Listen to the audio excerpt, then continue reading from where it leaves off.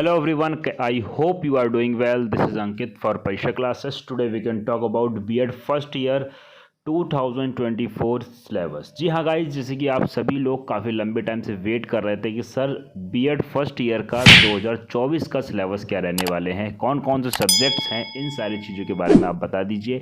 आप सभी के मेरे पास मैसेजेस आ रहे थे, कमेंट्स आ रहे थे, तो आप सभी के लिए ये वीडियो बहुत ज़्यादा इंपॉर्टेंट होने वाली है। तो जितने भी कैंडिडेट चैनल पर फर्स्ट टाइम विजिट कर रहे हैं, चैनल को सब्सक्राइब करके बेल आइकन को हिट कर लीजिएगा, ताकि इस तरीके से अपडेट आपको टाइम टाइम मिलती रहे।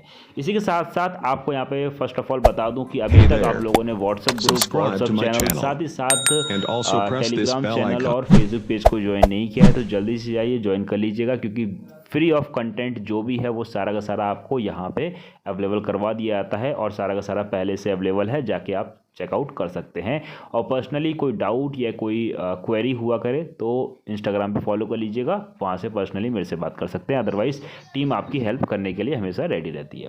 तो चलो सबसे पहले यहाँ पे बात करूँगा कि B.Ed फर्स्ट ईयर में आपके कौन कौन से सिलेबस रहते हैं, ठीक है, क्या पैटर्न रहता है, ठीक है, सारी चीज़ों की बात करूँ तो वीडियो थोड़ी सी लंबी जरूर होगी, बट आपके लिए काफ़ी ज़्यादा इंपॉर्टेंट होने वाली है।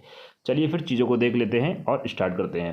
तो जैसे कि आप लोग देख रहे हैं, तो फर्स्ट ऑफ ऑल यहाँ पे मैंने कुछ चीज़ों को बताया हुआ, इससे बात करेंगे कुल कितने सब्जेक्ट होते हैं। ठीक है, पहली बात तो ये है कि आपके कितने सब्जेक्ट्स होते हैं। सेकंड आपका ये है कि एग्ज़ाम में कितने मार्क्स लाने होते हैं, क्योंकि इसमें कुछ क्राइटेरिया आपका है, क्योंकि आप भविष्य में टीचर बनने वाले हैं, तो सिर्फ पास होना आपके लिए एसेंशियल नहीं है। ठीक है, पास होना डेट्स नॉट गुड। जो अगर आप पास हो भी जाते हैं तो उससे फ़र्क नहीं पड़ेगा, क्योंकि उससे बहुत ज़्यादा फ़र्क पड़ेगा आपकी टीचिंग के ऊपर, क्योंकि आप बच्चों को क्या पढ़ाएंगे। ठीक है, तो कितना परसेंट इन्होंने कंपलसरी कर रखा है कि आपकी परसेंटेज होनी ही चाहिए। ठीक है, उसके बारे में बात करूँगा, कुल कितने पेपर होते हैं आपके, ठीक है, कितने मार्क्स के होते हैं, उन सारी चीज़ों बात करूँगा। एग्जाम पैटर्न्स को लेकर काफ़ी सारा इशू है आपको, तो एग्जाम पैटर्न के बारे में बताऊँगा कि क्या है और अभी तक क्या पैटर्न चल रहा था और आगे क्या होने वाला है। इसी के साथ साथ जो B.Ed फर्स्ट ईयर की आपकी इंटर्नशिप फाइल बनती है वो क्या होती है, इसमें क्या चीज़ होती है, और बाकी जो आपके असाइनमेंट हो गए, प्रैक्टिकम हो गए, ये क्या चीज़ें होती हैं, इन सारी चीज़ों को बात करूँगा डिटेल में थोड़ा सा। ठीक है, बाकी ज़्यादा वीडियो लंबी नहीं करूँगा, ठीक है, क्योंकि 20 से 25 मिनट में मैं सारी चीज़ें आपको क्लियर कर दूँगा, तो आप लोग ध्यान से सुनते रहिए। सबसे पहला पॉइंट जो है हमारा आ रहा है कि कुल कितने सब्जेक्ट होते हैं। सबसे पहले मैं आपको सब्जेक्ट्स के बारे में बता देता हूँ।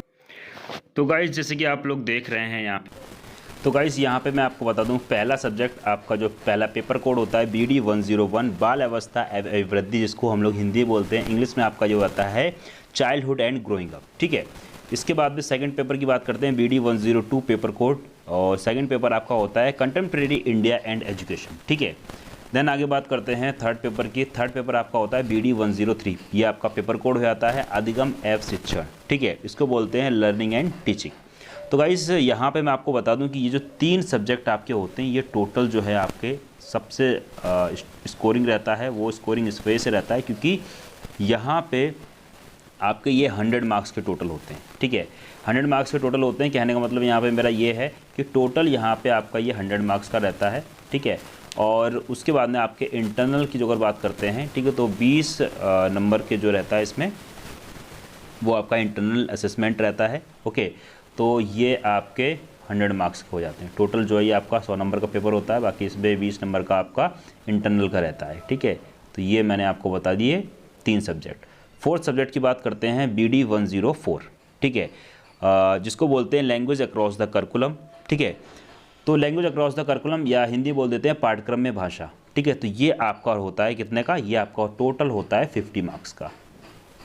ठीक है, देन बात कर लेता हूँ BD 105 पेपर कोड विषयों की समझ एवं विद्यालय विषय। ठीक है, जो आपका BD 105 है, इसकी जो अगर मैं बात करता हूँ तो इसको बोलते हैं understanding discipline and school subject. ठीक है, यानी कि आप स्कूल में पढ़ाएंगे तो किस तरीके का आप डिसिप्लिन मेंटेन करेंगे स्कूल में बच्चों के अकॉर्डिंग, तो वो चीज़ आपकी यहाँ पे हो जाती है। तो ये भी आपका हो जाता है कितने मार्क्स का, ये आपका हो जाता है 50 मार्क्स का। ओके, काउंट करिएगा टोटल कितने मार्क्स का भी निकल के आएगा। देन बात करते हैं BD 107।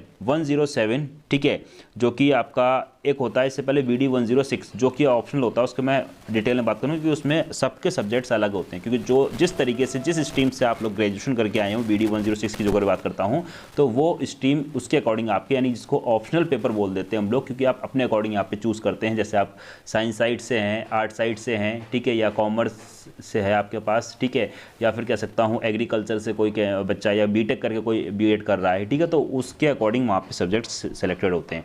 देन BD 107 की बात करते हैं, ठीक है, तो ये आपका हो जाता है EPSU शिक्षा में कला एवं सौंदर्य शास्त्र, ये भी आपका ध्यान रखिएगा 50 मार्क्स का होता है, ठीक है, और जिसको हम लोग बोल देते हैं आर्ट एंड एथिक्स। देन आपका आता है BD 108 पेपर कोड, ठीक है, ICT की महत्वपूर्ण समझ, ठीक है, ये भी आपका 50 मार्क्स का होता है, ठीक है, तो यहाँ पे ध्यान रखिएगा टोटल कितना हो जाएगा 100, 200, 300, ये हो गया हमारा 400 और ये 500 हमारा ये हो जाता है, ठीक है। उसके बाद में आपका टोटल 100 मार्क्स का क्या हो जाएगा अभी BD 106 पेपर कोड जो है, ठीक है, जिसके बारे में बात करते हो। यहाँ पे आपका टोटल जो है कितना हो गया है,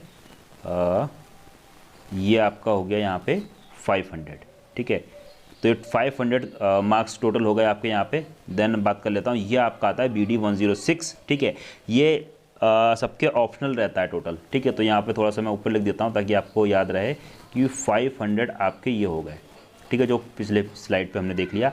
अब BD 106 ये आपका ऑप्शनल होता है, इसमें 2 सब्जेक्ट्स होते हैं।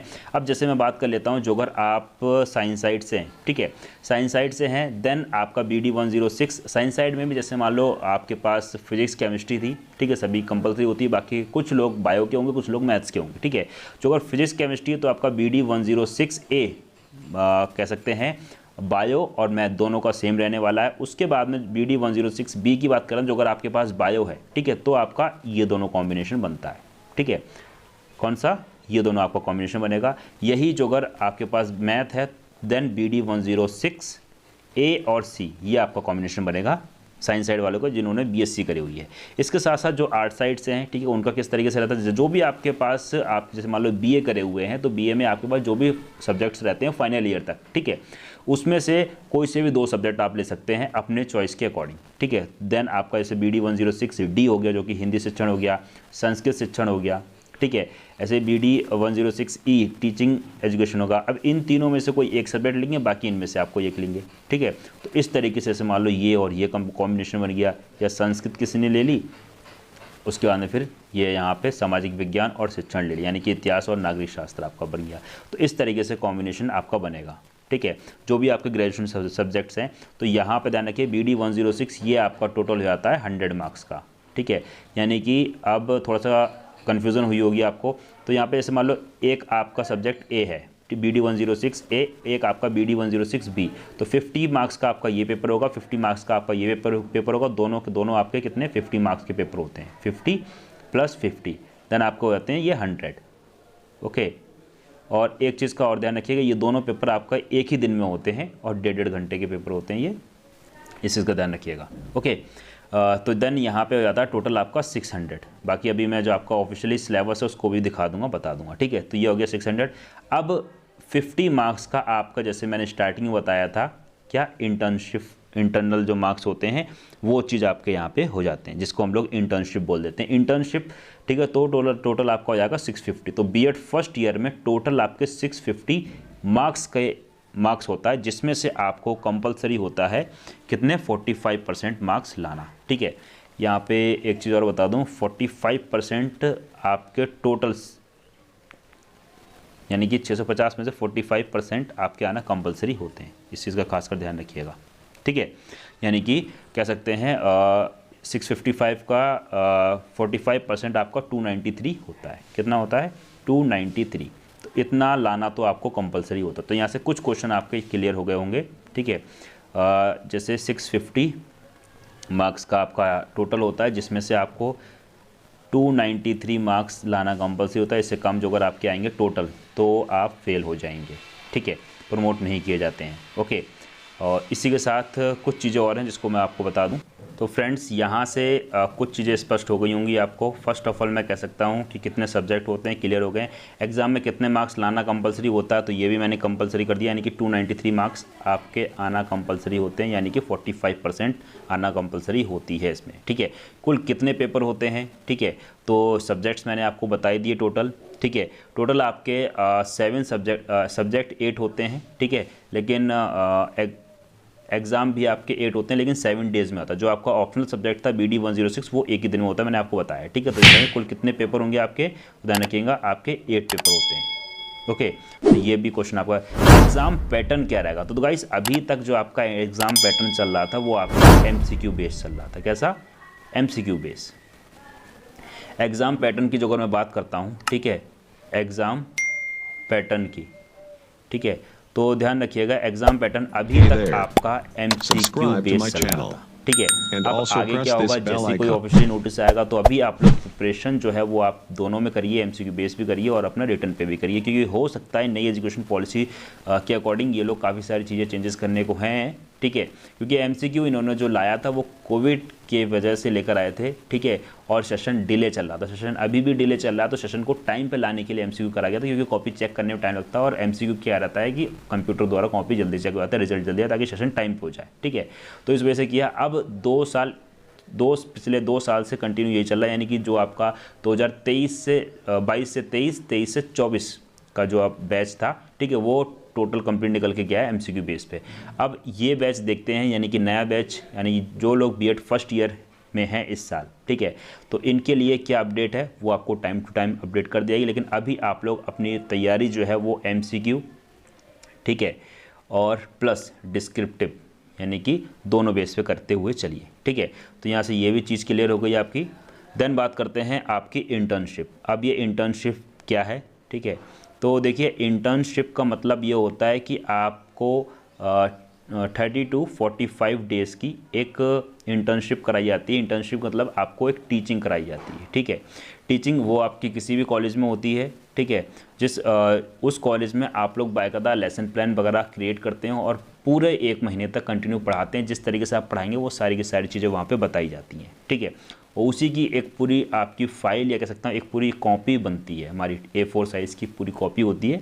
ठीक है, उस कॉपी में हमें सारे के सारे लेसन प्लान की किस तरीके से सारी चीज़ें बनानी है वो सारी की सारी। बाकी इंटर्नशिप किस तरीके से फाइल बनती है वो पूरी फाइल की एक वीडियो मैंने ऑलरेडी डाल रखी है, उसका लिंक मैं डिस्क्रिप्शन दूंगा, वहाँ से आप देख लीजिए। अदरवाइज़ यहाँ पे वीडियो बहुत लंबी आपकी हो जाएगी।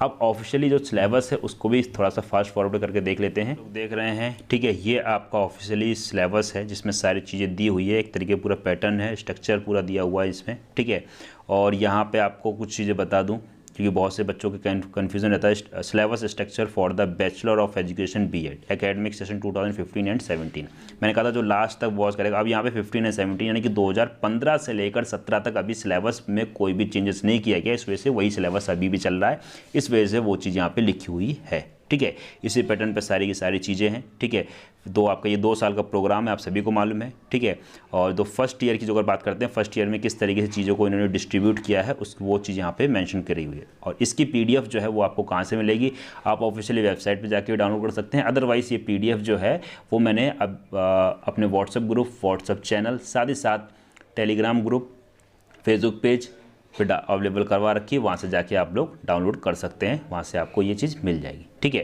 बाकी फिर भी नहीं मिलती तो इंस्टाग्राम पे फॉलो कर लीजिए, मेरे को मैसेज कर दिए, वहाँ पे मैं आपको फॉरवर्ड करवा दूँगा। ठीक है, तो ये चीज़ हो गई। अब ये जो इसमें दिया हुआ है, जैसे मैं आपको बता रहा था, ये आपका पेपर कोड है, ये पेपर नेम है, मैक्सिमम मार्क्स इतने, मिनिमम मार्क्स इतने, यानी कि इसमें से इतने मार्क्स लाने आपके कंपलसरी होते हैं। ठीक है, तो पहला सब्जेक्ट मैंने बात करी थी अभी, चाइल्डहुड एंड ग्रोइंग आपकी contemporary Hindi and education. Total आपका मैंने बताया था कि ये 100 मार्क्स का होता है। ठीक है, जिसमें मिनिमम मार्क्स 40 होते हैं, तो इसमें आपके कितना लाना कंपलसरी होता है, तो ध्यान रखिएगा 32, यानी कि आपका जो एग्ज़ाम होगा वो 80 मार्क्स का होगा। BD 101 childhood and growing up, जिसको बाल अवस्था अभिवृद्धि बोलते हैं हिंदी में। ठीक है, तो ये 80 मार्क्स का पेपर होगा, पेपर आपके पास आएगा जिसमें से 32 मार्क्स लाना कंपलसरी आपके होते हैं। जो को 32 से कम आएंगे तो आप फेल हो जाएंगे। ठीक है, सेकंड पेपर जो है वो भी आपका 80 मार्क्स का ही होगा, जिसमें से आपको 32 मार्क्स लाना कंपलसरी रहता है। ठीक है, अब थोड़ा सा इंटरनल असेसमेंट की बात कर लेता हूँ, तो ये आपका ध्यान रखिएगा 20 मार्क्स का होता है इंटरनल, यानी कि कॉलेज वाले ये मार्क्स आपको देते हैं लेकिन यहाँ पे एक चीज़ ध्यान रखिएगा, जो अगर इसमें आपके नंबर कम होते हैं, यानी कि 8 नंबर से जो अगर कम कॉलेज वाले आपको देते हैं तो आप इसमें फेल हो जाएंगे, ठीक है। तो ये चीज़ ध्यान रखिएगा। आगे बात कर लेते हैं थोड़ा सा।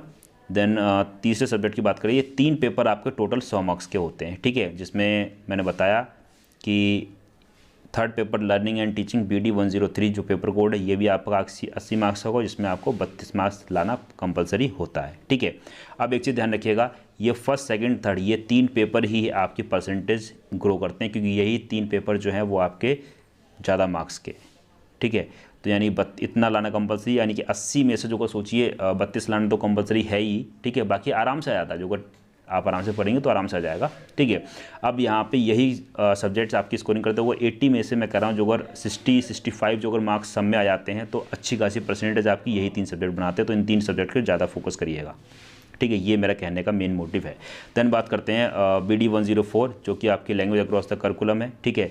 अब यहाँ से आपके 50 मार्क्स टोटल जो है 50 मार्क्स का होता है, जिसमें आपका एग्जाम जो है 40 मार्क्स का होगा, जिसमें से आपको 16 मार्क्स लाना कंपलसरी रहता है। देन आपका BD 105 understanding discipline and school subject, ठीक है।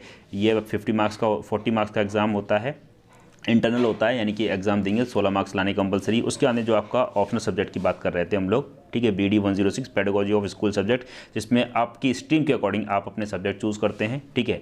तो वो चीज़ बात कर रहा, तो इसमें 2, एक पार्ट ए होता है, एक पार्ट बी होता है, ठीक है।